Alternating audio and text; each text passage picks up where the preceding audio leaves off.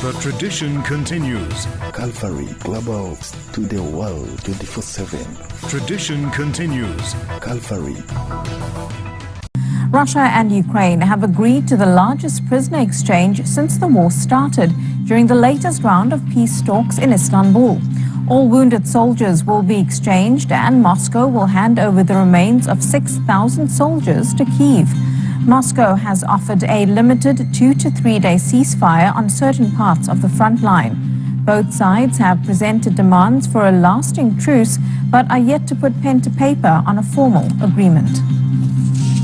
We are unilaterally transferring to the Ukrainian side 6,000 frozen bodies of deceased Ukrainian soldiers and officers.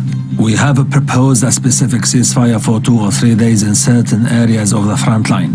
This will now be worked out by our military specialists and with the Ukrainians. Despite the talks, the fighting continues. Russian media says the part of the Zaporizhzhia region controlled by Russia has lost power as a result of attacks by Ukrainian forces.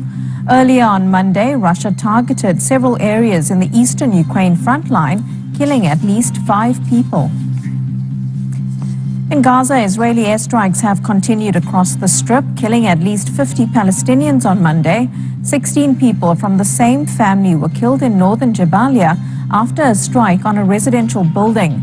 Meanwhile, the UN Secretary General Antonio Guterres says he's appalled by the killing of Palestinians by Israeli forces while they were seeking aid in Gaza on Sunday.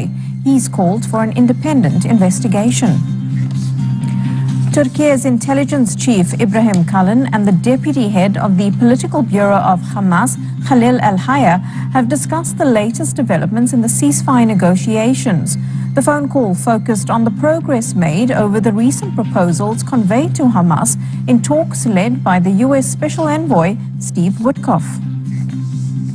And voting is taking place in South Korea in what could be one of the most consequential presidential elections in recent years. The vote is expected to shape the country's political direction for years to come. 6 candidates are vying to replace former President Yoon Suk-yeol, who was removed from office by the Constitutional Court.